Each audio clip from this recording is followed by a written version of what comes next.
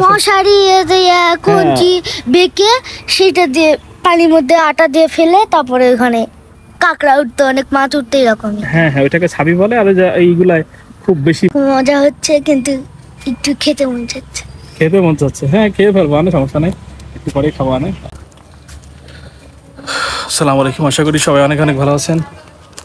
দেখতে পাচ্ছেন রাফসান, আমি অনেকদিন পরে মামা বাইক না একসাথে। আমার একটাই বাইক না, দেখতে পাচ্ছেন, নাম রাফসান।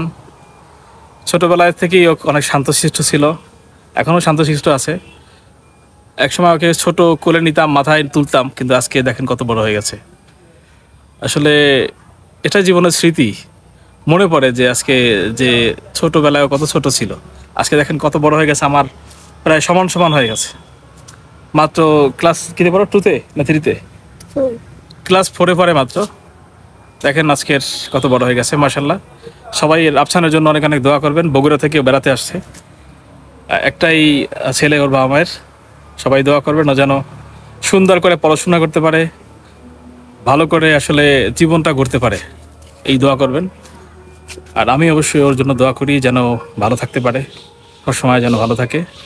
আর আমাদের গ্রাম বাড়িতে আসছে, আমি একটু ওরকে ঘুরাই ঘুরাই দেখাচ্ছি। দেখতে পাচ্ছেন কত সুন্দর একটা মনোরম পরিবেশ, দেখতে পাচ্ছেন এখানকার যে পরিবেশ পরিস্থিতি কতটা সুন্দর। আসলে গ্রামের এই দিনগুলা খুব মিস করি। এই যে এইখানে এই জায়গাগুলোতে একসময় মাছ ধরতাম, এই যে জায়গাগুলোতে এগুলায় প্রচুর পরিমাণে একসময় মাছ পড়তো, এগুলা ধরতাম। আসলে ও অবশ্য ছোট ছিল, রাফসান অনেক ছোট ছিল, কিন্তু আজকের বড় হয়ে গেছে, সেই স্মৃতিগুলা রয়ে গেছে আসলে। দেখতে পাচ্ছেন রাফসানের ছোটবেলার কথা কি মনে পড়ে? নানু বাড়িতে আসছিলা? হ্যাঁ, কেমন কি ছোটবেলায় আমার আম্মু আমাকে মশারি দিয়ে একটা জাল বানিয়ে দিত, সেটা পানির মধ্যে খাবারের আটা দিয়ে ওটার মধ্যে দিত, কাঁকড়া উঠতো, অনেকগুলো মাছ উঠতো, সেগুলো আমি খাইতাম। হ্যাঁ, ওটার নাম ছিল ছাবি। বরিশালের ভাষায় এগুলোকে ছাবি বলে। সেই ছাবি পাতার মাছগুলা, ছাবি, বুসনা, কল্যাণ, এগুলো আমরা পাততাম এক সময়। মশারি কঞ্চি বেঁকে সেটা দিয়ে পানির মধ্যে আটা দিয়ে ফেলে তারপরে ওখানে কাঁকড়া উঠতো, অনেক মাছ উঠতো এরকম। হ্যাঁ হ্যাঁ, ওইটাকে ছাবি বলে। আর এইগুলাই খুব বেশি মাছ পড়তো আসলে। আর এগুলো চিংড়ি মাছ প্রচুর পরিমাণে পাওয়া যেত। এগুলো বেশি, সাধারণ অন্য কোনো মাছের চেয়ে বেশি চিংড়ি মাছই পড়ে। এই জায়গাগুলো প্রচুর প্রচুর মাছ ছিল আসলে, এই জায়গাগুলোতে প্রচুর। এখনো মাছ আছে, এখানেও একটা বেড়ের মতো ছিল আসলে, একটা বড়ে ফেলছি। এই জায়গাটা এখনো আছে, এই জায়গায় প্রচুর পরিমাণে মাছ পড়তো।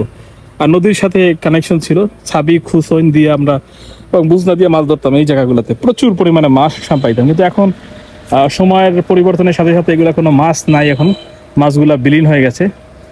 দেখতে পাচ্ছেন রাফসানের নানু বাড়িতে অনেক কাঁঠাল গাছে কাঁঠাল হয়েছে। আপনাদের দেখাতো, দেখেন রাফসান দেখাবে আপনাদেরকে।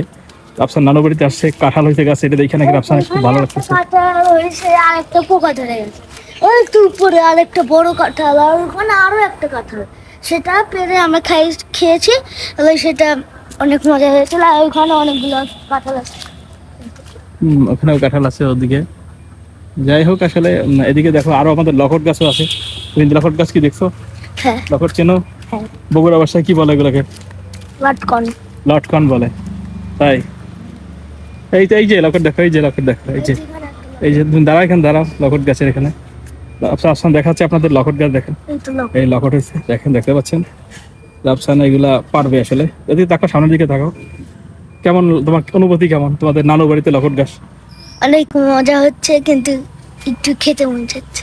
খেতে মন চাচ্ছে? হ্যাঁ, খেয়ে ফেলবো, অনেক সমস্যা নেই, একটু পরে খাবো। অনেক দেখতে পাচ্ছেন আলহামদুলিল্লাহ আমাদের লখট গাছে অনেকগুলো লখট হয়েছে, দেখে খুব ভালো লাগতেছে। আর রাফসান আসলে দেখতে আসছে, অনেকদিন পরে নানু বাড়িতে বেড়াতে আসছে, ভালো লাগতেছে।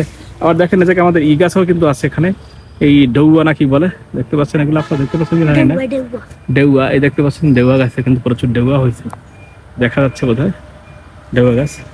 যাই হোক, সব মিলিয়ে আসলে ভালো লাগতেছে এই জায়গাটা, পরিবেশটা কিন্তু সত্যি অসাধারণ। রাফসানের নানু বাড়ি বলে কথা, আর আমার নিজের বাড়ি। দেখতে পাচ্ছেন রাফসান আর আপনাদের ঘুরে ঘুরে দেখাবে এই জায়গাগুলো। গ্রামের বাড়ির মজাই জন্য আলাদা। দেখতে পাচ্ছেন কাঁঠাল গাছ এবং রাফসানকে দেখা যাচ্ছে। এই রাফসান কতদিন থাকবে এখানে, চিন্তা ভাবনা আছে? চিন্তা ভাবনা আরো আছে, কয়েকদিন থাকতে পারবো আরো। কয়েকদিন না? স্কুল ছুটি আছে তোমার? 22 তারিখ পর্যন্ত। 22 তারিখ পর্যন্ত ছুটি? আচ্ছা আচ্ছা। তো যাই হোক, সবাই রাফসানের জন্য অনেক অনেক দোয়া করবেন, অনেক অনেক ভালোবাসা থাকবে রাফসানের জন্য। আর ভালো থাকবেন সবাই। আজকে ভিডিওটা এ পর্যন্তই। সবাই সুস্বাস্থ্য কামনা করছি। আল্লাহ হাফেজ, আসসালামু আলাইকুম।